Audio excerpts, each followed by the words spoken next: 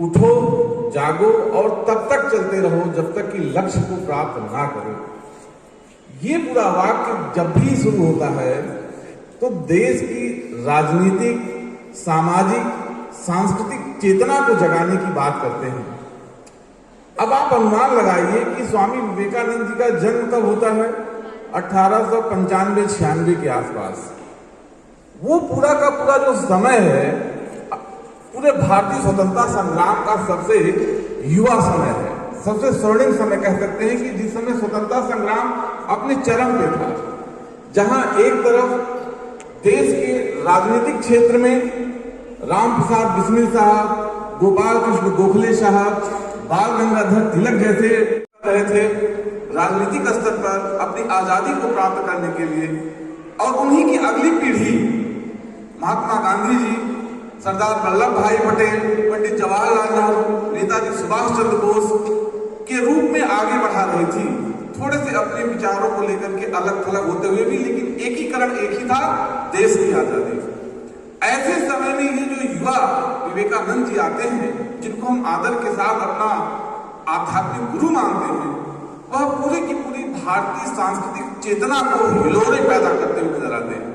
यानी कि कोई भी देश, कोई भी राष्ट्र राजनीतिक रूप से तब तक मजबूत नहीं हो सकता जब तक कि उसके अंदर सांस्कृतिक चेतना का अवबोध ना हो। इस सांस्कृतिक चेतना क्या है बच्चों?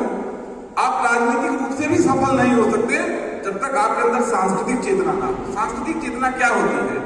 अपने देश, धर्म, जात, भाषा, इन सबको स्वाभिमान के साथ जीना।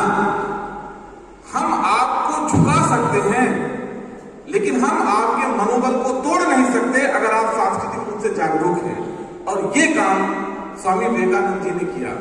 वास्तव में यह मंत्र किसी व्यक्ति के लिए ही नहीं था, पूरे भारत की राजनीतिक चेतना को जगाने के लिए कि ऐ देश के वासियों, उठो, जागो और अपने लक्ष्य यानी भारत की राजनीतिक स्वतंत्रता को तब तक उसको प्राप्त करने के समय तक आप रुको नहीं जब तक कि आपको स्वतंत्रता नहीं मिल जाती है।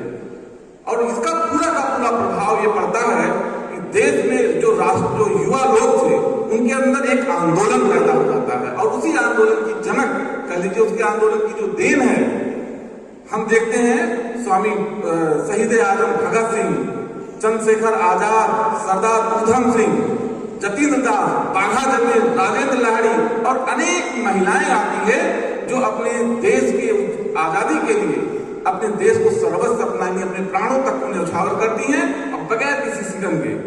तो युवाओं को याद रखना है कि स्वामी विवेकानंद कोई सामान्य पुरुष नहीं थे। उन्होंने आजादी की जो अलग जगाई थी वह केवल राजनीतिक स्वतंत्रता 1947 में प्राप्त होने तक ही नहीं थी। वास्तव में वह आजादी की लौ आज भी चल रही है कि हमें दुनिया में उस स्वतंत्रता को आज भी प्राप्त करना है, उस चेतना को और भी आगे बढ़ाना है, और देश की वह जो सांस्कृतिक चेतना थी उसको विश्व की सांस्कृतिक चेतना में कन्वर्ट करना है। ऐसे महान पुरुष को हम अपने इन्हीं शब्दों के साथ श्रद्धा सुमन अर्पित करते हैं। जय हिंद, जय भारत।